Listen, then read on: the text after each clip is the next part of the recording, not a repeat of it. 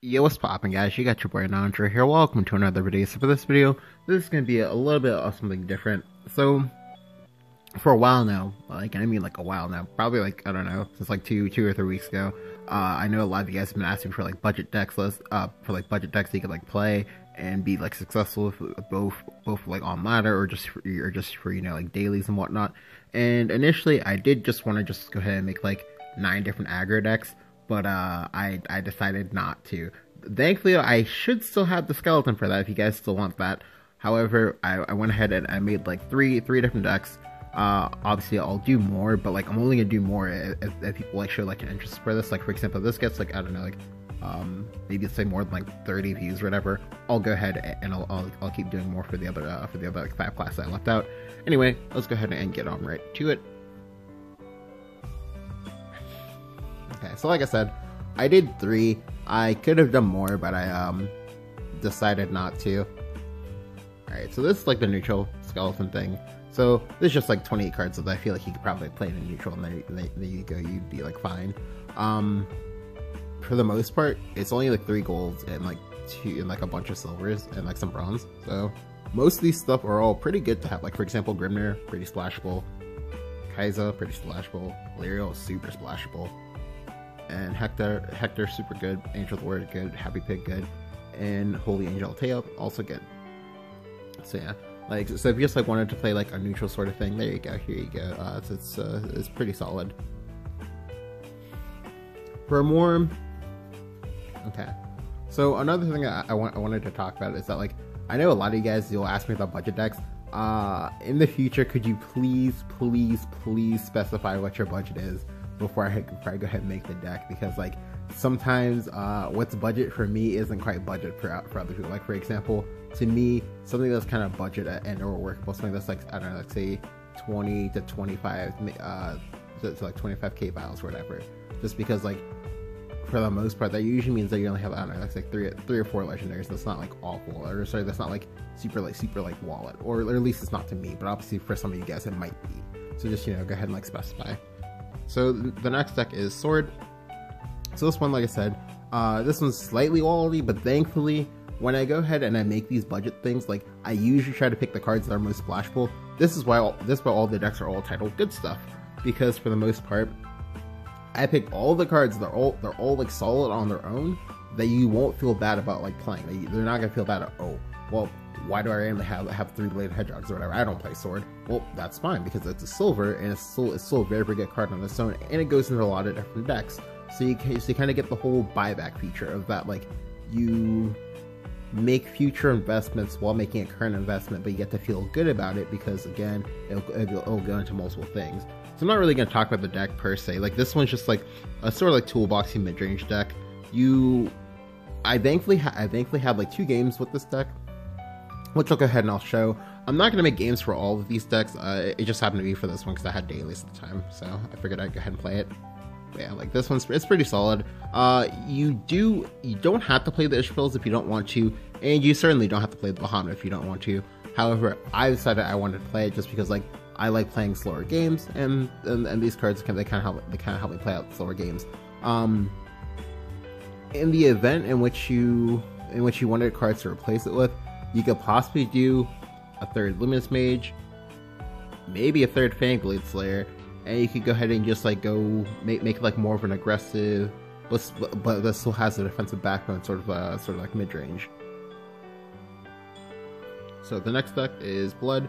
So the other thing that I wanted to do when I was doing this is I didn't want to just slap down like 3 or 4 like very samey looking decks in which like it has like a lot of the same cards in it. Because I know that a lot of you guys kind of criticize me at times for playing like neutral based decks, so I did kind of want to steer clear of that. Now for me personally, like I don't mind neutrals. Like generally, like they have pretty, well for the most part in shadowverse at least, like they have pretty solid effects that you wouldn't mind having a deck. For this Blood deck, this one's it's a bit of a more aggressive deck. Like it still plays tokens. It's kind of like my mid Blood from before this expansion. Except this one, as you can see, is very more so aggressive than the other one, but still has defensive backbone. Because for me, I think that's important because like it's one of those. Well, if you make it so you don't have if you make it so if you don't have defensive backbone, that means when you fall behind, you're probably going to lose, or you know, if things go wrong, you're probably going to lose. But if you have some defensive backbone, you can go ahead and, like, if things start to go wrong, you can go ahead and, you know, stay in it and, like, play a longer game. Just like if you're smarter than your opponent, or rather you play better than your opponent, you're still gonna be able to, like, take games and still win them. So for this one, thankfully this one doesn't have any legendaries except for the Medusa. Largely the Medusa is only because, well, I don't really like the 4-drops that Blood has, and the 4-drop that I did want to play, which is Terror Devil, I don't really like it in this deck because then you kind of borderline have a little bit too much heal, which sometimes it is relevant for Emeralda for you to not heal all the time.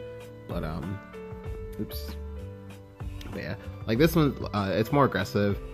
You kind of just, like, you fight for the board a little bit, and then you just kind of, like, win in the late game, because, like, a lot of cards in Blood can give you crazy 3-for-1s. Like, that's, like, unreal. Like, for example, Hungering Horde on like, say, tokens or whatever, like, usually gives you a 2-for-1 almost all the time versus, like, tokens. Like, for example, versus Shadow, it's not unlikely for you to get, like, a 2 or 3-for-1 or whatever, and that's just pretty good. Medusa, if you do end up playing the Medusa, will usually give you a +2, maybe even +3. That's super good. Scarlet, we already know Scarlet usually gives you, like, will usually give you a +2, maybe even +3. Same thing for Fenrir, which I have in here. Like, Fenrir is super nice because, like, one thing I noticed with Blood is that, like, you really don't want to be forced to use your evolves all the time, so you do want to have some form of, like, rush units. But because I'm not playing things like Tove, and because I only have, like, a few rush units, that's why I tossed in the 2 copies of Executioner's Axe and the Fenrir. The Fenrir especially is, like, really great because, like, she has a really large behind. That is to say, she has a lot of HP. So most times she'll come in, she'll kill a small like weenie dude, and then she'll go ahead and kill your opponent's, like, chip down, like, biggest unit that just, you know, happens to have, like, 2 or 1 HP left or whatever, and you just kind of, like, get to have, like, a 4/5 or a 4/4 in play, and that's out of the range of most removal spells. Your opponent will have to give you an Evo, and then you just kind of blow them out of the water with Emeralda, or just kind of make some plays happen with Soul Dominator. Like, this one's a lot, like I said, it's a little bit cheaper because, like, you're only playing 9 gold, 2 optional legendaries, and then everything else is either silver or bronze. And like I said, like, most of these stuff, like, they're all, like, splashable. Like for example, Happy Pigs. If you don't own them, you should definitely own these. But if you don't own them, they'll go into the sword deck as well. And for the last one, we have Good Stuff Dragon. So this one, a little bit more walledy than the other ones because, like, I did want to make it slightly less walledy, but I couldn't, like, in good faith just make a deck that I didn't think would be like successful. So this is what I came up with. Again, we see the Happy Pigs here, like, just because, like, I'm not really sure what people do and don't own, just because I don't know what all of your collections look like. But this one's pretty simple. It's basically just like a mid-range sort of deck. I put in 2 Beowulfs because at the time, when I made this, I've been, like, planning to do this video for a while, and it just took me a while to get around to it. But yeah, I put in the Beowulf just because, like, they're pretty good versus Dragon, especially because, like, if your opponent just, like, is repels you can just go ahead. You can just go ahead and just Beowulf them right back, and things like that. If they play Baja, granted, like I said, like, this is before Baja nerfs, so I'm not sure if you'll still want to play Beowulfs in here, but it's still pretty good because it still works against Canyon of the Dragons. That's kind of nice. The ones are Nietzsche, like, if you own copies of Azur-Nitra, you definitely go ahead and play them. If you don't own copies of Azur-Nitra, however, that's fine. You can go ahead and just play a 3rd copy of Canyon. Canyon's a really good card. I expect to see a lot more play now that the Bahamut nerfs happened.